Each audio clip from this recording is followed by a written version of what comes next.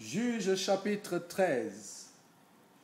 Les enfants d'Israël firent encore ce qui déplaît à l'Éternel, et l'Éternel les livra entre les mains des Philistins pendant 40 ans.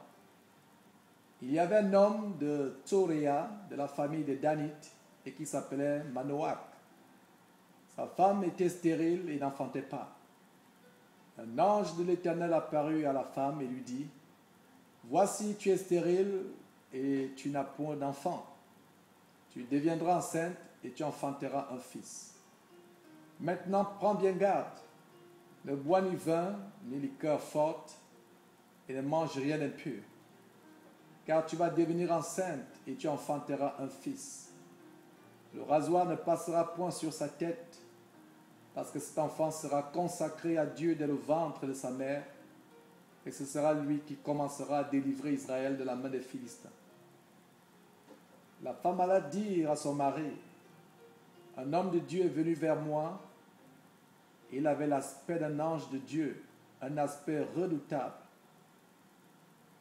Je ne lui ai pas demandé d'où il était, et il ne m'a pas fait connaître son nom. Mais il m'a dit: Tu vas devenir enceinte, et tu enfanteras un fils. Et maintenant ne bois ni vin ni liqueur forte, et ne mange rien d'impur, parce que cet enfant sera consacré à Dieu dès le ventre de sa mère jusqu'au jour de sa mort. Manoach fit cette prière à l'Éternel: Ah Seigneur, que l'homme de Dieu que tu as envoyé vienne encore vers nous et qu'il nous enseigne ce que nous devons faire pour l'enfant qui naîtra. Dieu exauça la prière de Manoach et l'ange de Dieu vint encore vers la femme. Elle était assise dans un champ et Manoach, son mari, n'était pas avec elle. Elle courut promptement donner cette nouvelle à son mari et lui dit: Voici, l'homme qui était venu l'autre jour vers moi m'est apparu. Manoach se leva, suivit sa femme, alla vers l'homme et lui dit: Est-ce toi qui as parlé à cette femme? Il répondit: C'est moi. Manoach dit: Maintenant, si ta parole s'accomplit, que faudra-t-il observer à l'égard de l'enfant? Et qu'y aura-t-il à faire? L'ange de l'Éternel répondit à Manoach: La femme s'abstiendra de tout ce que je lui ai dit. Elle ne goûtera d'aucun produit de la vigne, elle ne boira ni vin ni liqueur forte, elle ne mangera rien d'impur. Elle observera tout ce que je lui ai prescrit. Manoach dit à l'ange de l'Éternel: Permets-nous de te retenir et de t'apprêter un chevreau.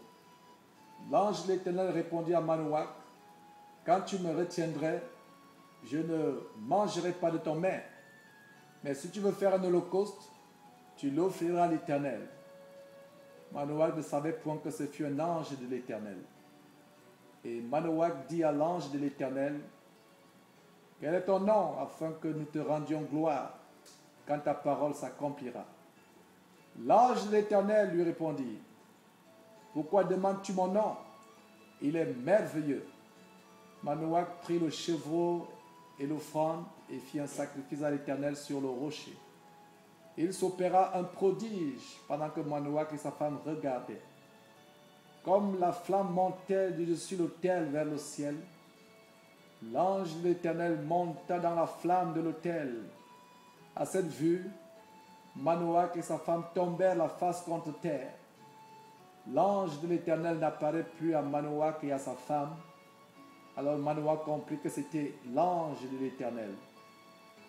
Et il dit à sa femme: Nous allons mourir car nous avons vu Dieu. Sa femme lui répondit: Si l'Éternel eût voulu nous faire mourir, il n'aurait pas pris de nos mains l'holocauste et l'offrande. Il ne nous aurait pas fait voir tout cela, et il ne nous aurait pas maintenant fait entendre pareille chose. La femme enfanta un fils et lui donna le nom de Samson. L'enfant grandit et l'Éternel le bénit. Et l'esprit de l'Éternel commença à l'agiter, à marchaner d'âme entre Tsoréa et Eshtaol.